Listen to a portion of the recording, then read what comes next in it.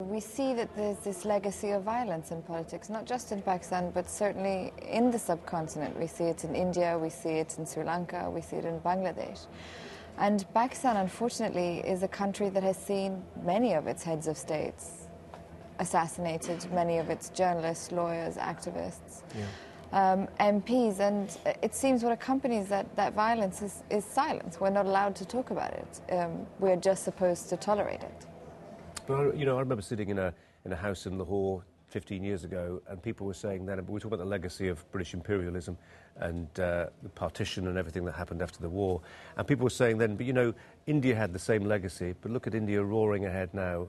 And people in Pakistan, educated people, ask this question, don't they? They say, what is it about Pakistan that leaves us behind India, which is roaring ahead, becoming a global superpower? Well, India has its problems too, certainly, when it comes down to poverty and education and health. But Pakistan was a country that started from scratch. It was a country that rebuilt everything. It had to make it anew. And it's only a 64-year-old country this year, so it's certainly in its infancy. But what we know 64 years later is that the political establishment has failed. The system has eaten its young in Pakistan. I mean, it's interesting the language you use. This is the language of poetry, isn't it? I mean, it's evocative, to put it mildly. You are an author, you're a journalist, you're a writer. Yes. The temptation must be there to consider following the family business into politics. Where are you on that discussion, on that debate? Not at all, actually, because I feel as a young Pakistani that we have a choice to make.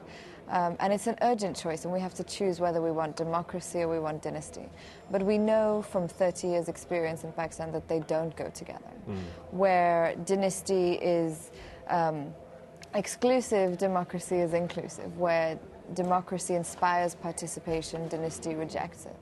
And where a democracy ideally would be the creative mingling of differences and different political thought, dynasty is about the same.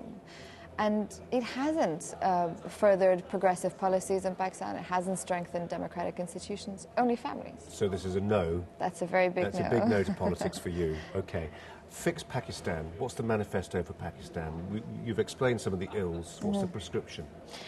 Oh, we have a huge problem with transparency. There's a law in the country called the National Reconciliation Ordinance that essentially wipes away 20 years' worth of corruption charges against bankers, bureaucrats and politicians. And this law also includes a stipulation that will make it virtually impossible to file future charges against sitting parliamentarians. So it takes the powerful and it puts them above the law. There is one law for the powerful and one law for everyone else. I think that's a huge problem, especially for a young country and a country that has a government in charge world-renowned for its corruption.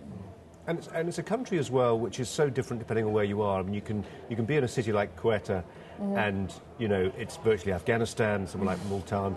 But then in Lahore and Islamabad, it's very cosmopolitan, it's sophisticated and all the rest of it. And bringing that together, and there's Karachi, of course, which is a great economic powerhouse port city.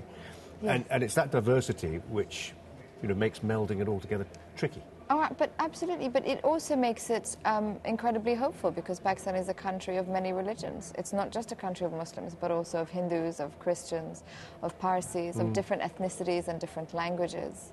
And ideally, if you had a government or a system that was more devolved, where people had their own voices, you would see some of those differences and tolerance. There'll be people listening to you, Fatima, who will say, OK, this is all very good. She's hopeful about Pakistan's future, but they'll detect from your accent that you were educated partly in the United States, and they'll wonder whether it's a country that you are willing to commit your future to. Yes. I was born in exile. Born in Tripoli?